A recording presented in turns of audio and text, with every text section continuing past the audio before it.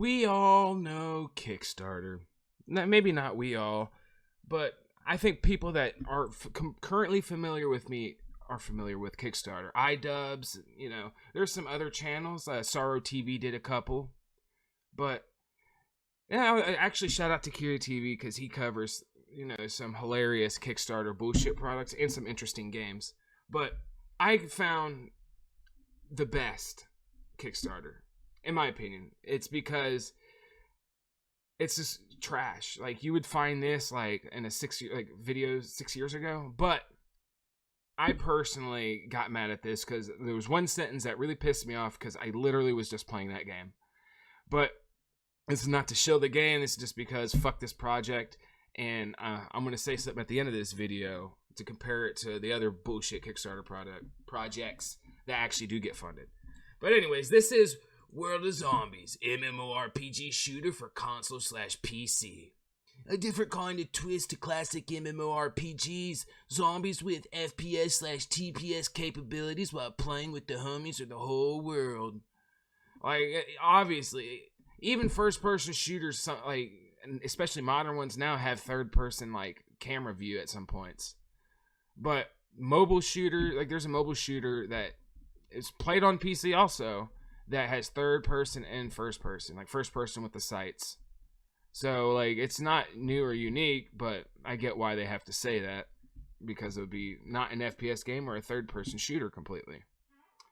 I'm not going to fault him on that one. What I am going to fault the motherfucker for is asking for $1 million and having this picture that, I just had it. Zombie hands on cliff. Right here. And it goes, sweetie, hi. Creepy zombie Instagram captions for your Halloween pics. And this actually brought up a different website when I first looked it up. Right here. Book Riot. So, this motherfucker went to Google and typed zombie hands or, creepy zombie pics and scrolled hard enough to think they found a... I just typed in what the image is, zombie hands on a cliff, and I found this.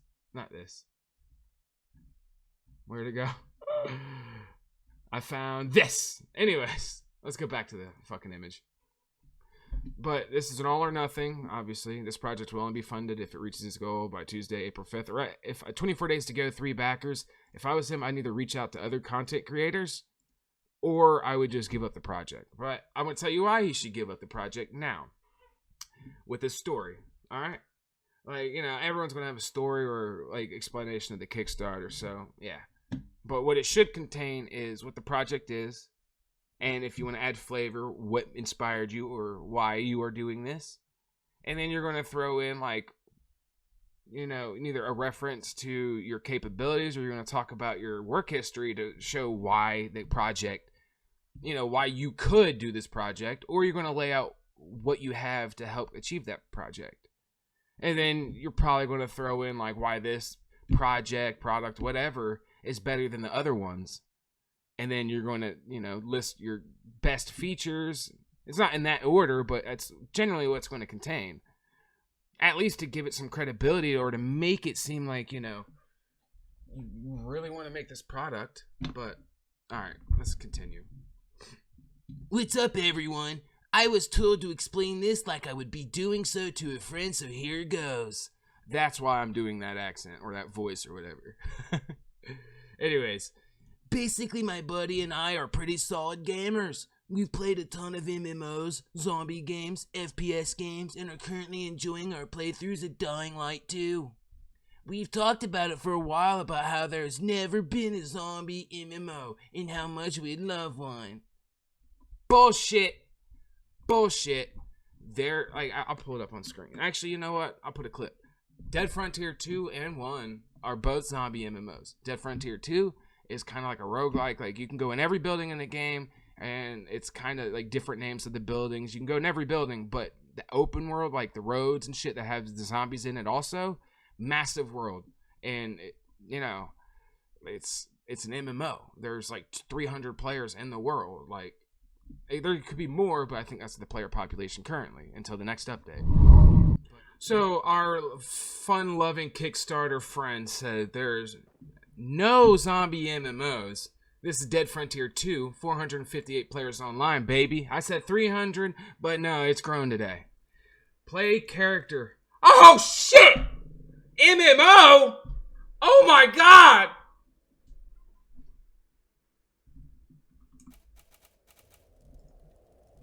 Dalbo. Alright, show me the players. Show me other players out in the world. I don't see any. Uh-oh. Might have to run around. Might. Gotta run around a little mite. To be fair, see, so this is how big the fucking world is. Joe. Let's see inside. Maybe if I shoot, other players will come. Oh, see, another player in the world. This map is so fucking huge. 1,000 players could be here and it'll be fine. PvP zones. But, fuck you, Joe! You... No, I'm just kidding. I'm not going to insult you. But, do your research when you want to say something doesn't exist because you're just going to be proven wrong. Well, that's not all that's wrong with the Kickstarter. It doesn't do any research, so I'm already tapping out if the top part didn't tap me out. But he doesn't do research on MMOs, even though he says he's an MMO gamer. Or even on zombie games, period. But anyways. As it's been a while, we decided to just throw in the towel and make one. Throw in the towel means he gave up. So he gave up on making a game to make a game. Oh, fuck. Anyways. Oh, where am I? We've got some solid ideas as to what we're going to do within the game. For now, it will include actual cities and towns in the US with almost perfect copies of the actual areas. Some will be camps while others will have raids or dungeons to participate in. Alright. A lot of games have come close to recreating cities, but the reason why you can't perfectly recreate it is because of private property, a historical, and some buildings require a license to film and shit. Yeah, like it's, I mean, public, you know, the roads, just the building like shapes and shit, yeah, but you can't use like one-to-one like businesses that like exist in people's homes and shit. But anyways, let's go back. So, this will be a first/third person shooter with the ability to switch whenever you want. Okay, that's a cool feature. That's not unique. That's kind of bog standard for a lot of shooters. Even zombie games. DayZ is first and third. So, you can go fuck yourself there. So that's not a problem. But the first part is a problem. Second, you know, the third part, like, right here, bullshit. And then, you know, the U.S. cities, like, you can't, almost perfect recreation, I guess you can say. Oh, almost perfect means we're not going to use the exact houses or, people's businesses and names. You know, that's a cop-out, so I'll give them that one. But this first and third person shit is, like, not special. I mean, it's acceptable, but it's not special. Melee weapons will also be available, too, for all those who like to get up and personal with the enemy. As long as you don't fuck it like Back 4 Blood did with their melee builds, all for it. You know, that's bog standard for zombie games. I get it, yeah, okay. Dungeons and Trials. He played ESO, calling it a trial and not a raid. He played Elder Scrolls Online. Dungeons and Trials might not behave in the particular sense that there will be a healer/tank/DPS. But characters will have a tree or a set of trees with abilities that make them different. I said, okay, makes sense. I just caught something reading that. I play MMOs. My name is just a generic MMO class.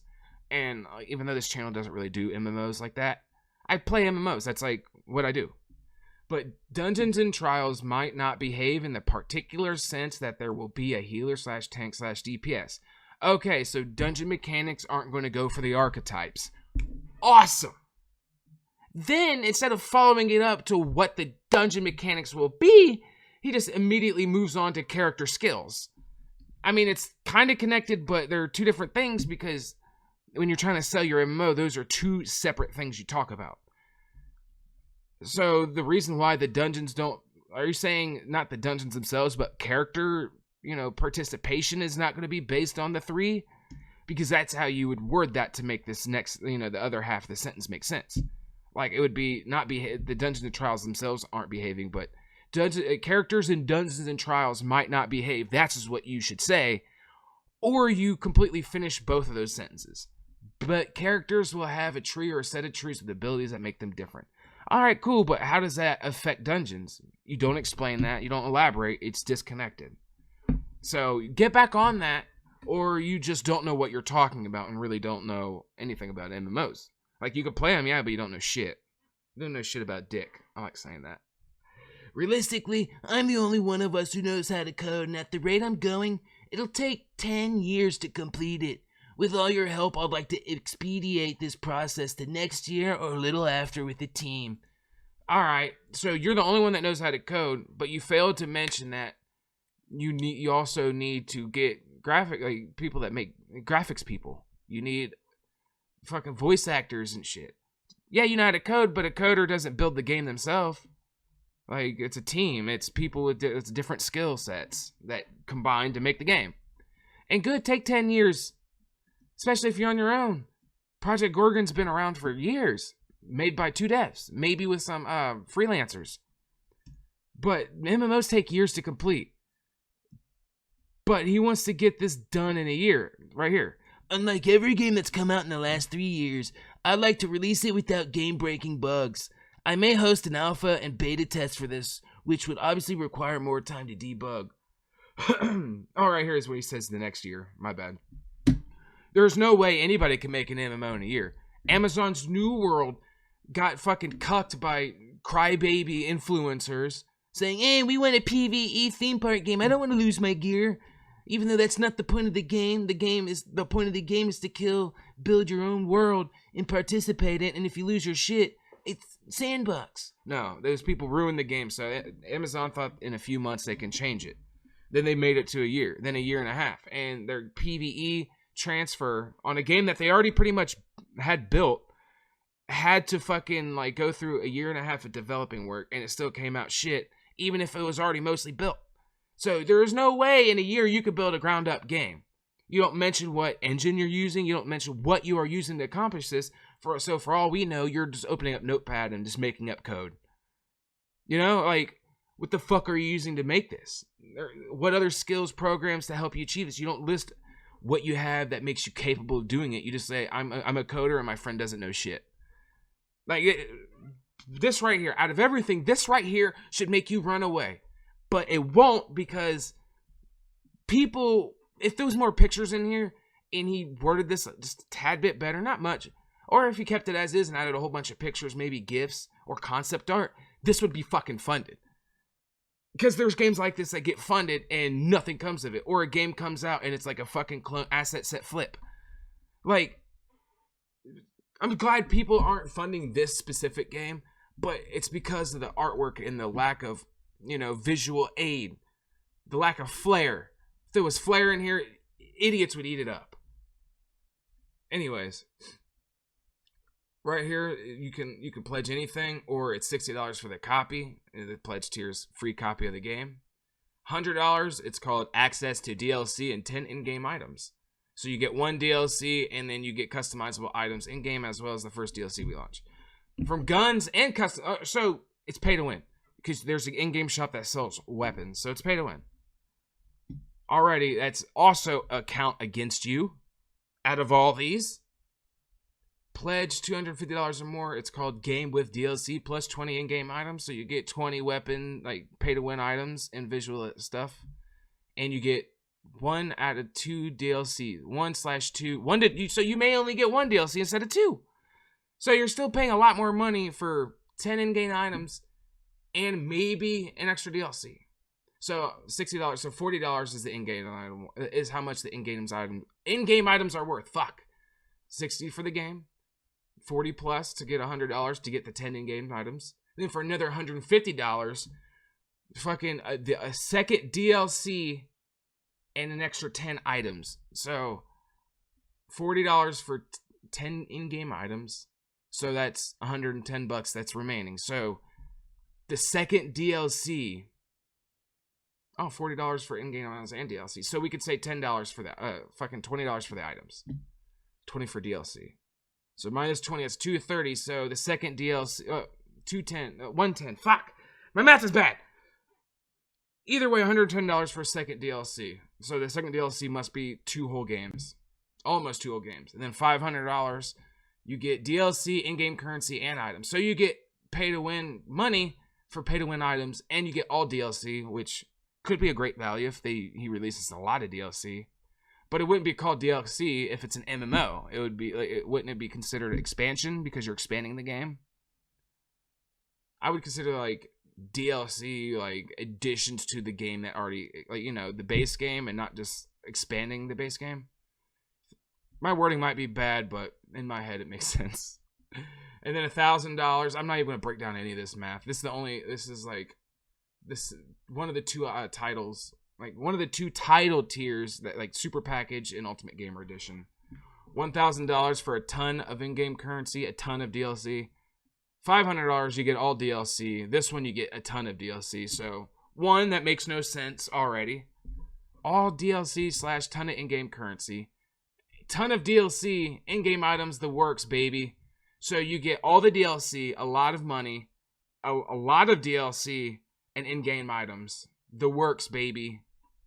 This dude does not know how to structure shit and is just making shit up for money. That's all. If he just made a sob story on top of this, I think he would make more money.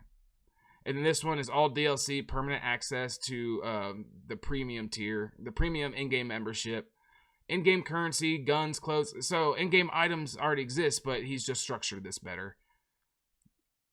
So all you get for $4,000 is forever access to their premium membership, which may or may not be even worth it.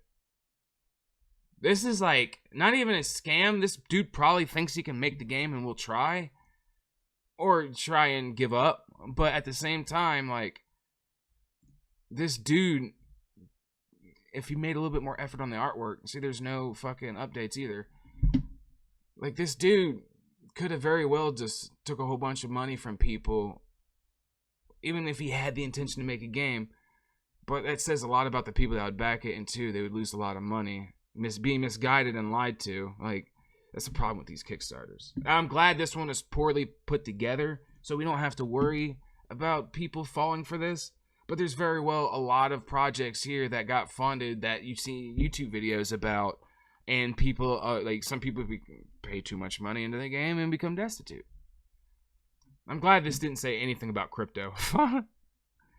But his risk is the fact that they may have game-breaking bugs. Like, for your challenges, you'd be like not getting the right employees or employee skill, not being yourself, being able to code, not understanding how to run a business.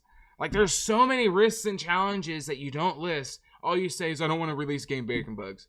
This just shows that you're so, like, you just in your head, this is the thing that's going to work, without actually thinking of what it takes to make it work. But so I say this, Joe Batten, fucking get rid of this project and make a game without asking for money. And then once you understand how to make a game, then learn how to make a Kickstarter and have better credentials. You don't know anything about anything, apparently. You just know certain buzzwords or things you've heard in other Kickstarters and game ads, and just threw that together. But don't fund this. And I just want to say, like, there's a lot of projects like this that have artwork in it and do get funded.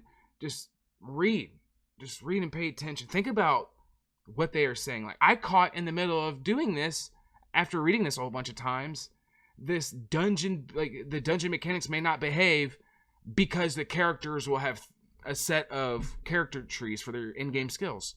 Like, what the fuck does that mean? But anyways, thanks for listening to me rant and ramble.